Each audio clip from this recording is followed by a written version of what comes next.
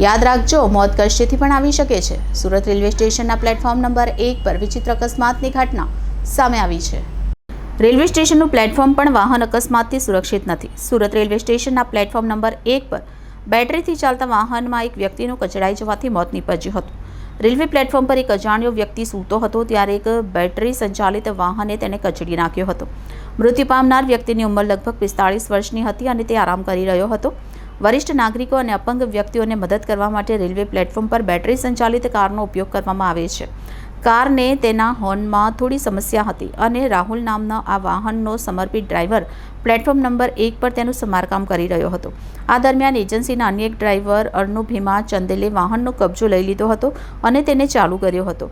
તેણે એક્સિલેટરને જોરદાર રીતે ધક્કો મારતા કાર અનિયંત્રિત થઈ ગઈ હતી અને પ્લેટફોર્મ પર સૂતેલી એક વ્યક્તિને કચડી નાખી હતી।